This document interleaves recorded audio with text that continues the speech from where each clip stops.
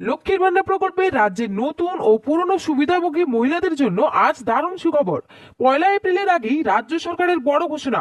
April মাসে 1500 টাকা এবং 1700 টাকা মহিলাদের ব্যাংক অ্যাকাউন্টে এবার কবে দেবে তার কিন্তু তারিখ ইতিমধ্যে ঘোষণা করেছে একদম রাজ্য সরকারের তরফ থেকেই। আগামীতে কিন্তু এপ্রিল মাসে টাকা দেওয়ার ফাইনাল তারিখ জানিয়েছে। শুধু তাই নয়, কোন জেলায় কবে এবার এপ্রিল মাসে টাকা ঢুকবে তারও কিন্তু জেলা ভিত্তিক যে তারিখ সেই তারিখ কিন্তু ঘোষণা করে জানিয়েছে। তাই এপ্রিল মাসের টাকা মহিলাদের ব্যাংক অ্যাকাউন্টে এবার কোন জেলায় কবে ঢুকবে সেটাই কিন্তু এই ভিডিওটিতে জানতে পারবেন। এছাড়াও ভোটের আগে যুবসাথী প্রকল্পে কিন্তু বড় ঘোষণা, এবার যুবসাথী প্রকল্পে মিলবে 3000 টাকা। তো এই সমস্ত বিষয়ে রাজ্য সরকারের তরফ থেকে আজ কি জানানো হয়েছে সেই সমস্ত বিষয়ে কিন্তু বিস্তারিতভাবে জানানো হয়েছে আজকের এই ভিডিওটির মাধ্যমে।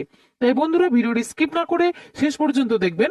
আর বলবো, আমাদের এই ছোট্ট চ্যানেলে যদি কেউ নতুন দর্শক হয়ে থাকেন অবশ্যই কিন্তু চ্যানেলটিকে সাবস্ক্রাইব করে পাশে থাকা বেল আইকনটি অন করে রাখবেন এই ধরনের গুরুত্বপূর্ণ আপডেট সবার আগে পাওয়ার জন্য। তো চলুন বন্ধুরা, আজকের ভিডিওটি শুরু করা যাক। দেখুন, আজকের আপডেটে উঠে এসেছে লক্ষ্মীর ভান্ডারে এপ্রিল মাসের টাকা নিয়ে বড় ঘোষণা। এপ্রিলের 1500 ও 1700 টাকার ফাইনাল তারিখ। যুবসাথী প্রকল্পে 3000 টাকা।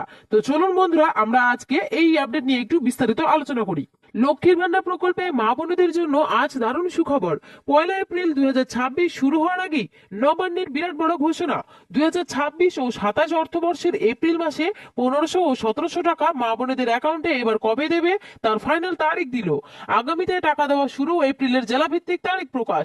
3 দফায় টাকা ঢুকবে, সাথে বৃদ্ধ বিধবা প্রতিবন্ধী ভাতা উপভোক্তাদেরও এপ্রিল মাসের টাকা এবার আগামীতেই দেওয়া শুরু।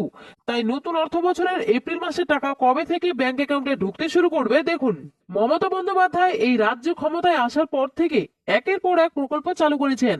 রাজ্যের গৃহবধূদের থেকে শুরু করে রাজ্যের বেকার যুবকরাও পাচ্ছেন টাকা, যার মধ্যে আছে লক্ষ্মীর ভান্ডার, বিধবা ভাতা, বার্ধক্য ভাতা, কন্যাশ্রী, যুবশ্রী থেকে শুরু করে যুবসাথী।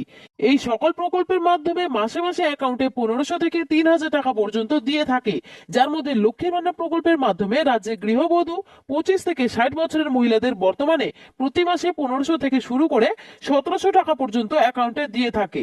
2026 সালে মার্চ মাসে যেমন 7 থেকে 9 মার্চ ব্যাংক অ্যাকাউন্টে মহিলাদের টাকা দিয়েছে, ঠিক তেমনি এবারেও 2026-এর এপ্রিল মাসের 1500 টাকা ও 1700 টাকা মহিলাদের ব্যাংক অ্যাকাউন্টে দেবে।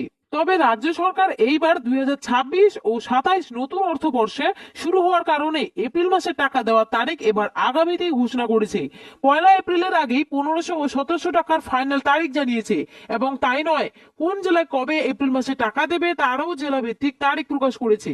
এপ্রিল মাসে 3টি দফায় টাকা দেওয়ার কথা উল্লেখ করেছেন। প্রথম দফায় 11টি জেলায় টাকা দেওয়ার কথা জানিয়েছে। রাজ্য সরকারের ঘোষণা অনুযায়ী আগামী 3 তারিখ থেকে 4 তারিখের মধ্যে টাকা দেওয়ার প্রক্রিয়া শুরু করবে, অর্থাৎ স্ট্যাটাসে পেমেন্ট আন্ডার প্রসেস আসবে এবং 5 থেকে 7 তারিখের মধ্যে ব্যাংক অ্যাকাউন্টে টাকা ঢুকতে শুরু করবে। প্রথম ধাপে বীরভূম, কালিম্পং, কোচবিহার, আলিপুরদুয়ার, পূর্ব ও পশ্চিম মেদিনীপুর, পূর্ব ও পশ্চিম বর্ধমান, নদিয়া, পুরুলিয়া, হাওড়া, হুগলি, উত্তর ও দক্ষিণ 24 পরগনা জেলার মা বোনেদের অ্যাকাউন্টে এপ্রিল মাসে টাকা দেওয়া শুরু করা হবে।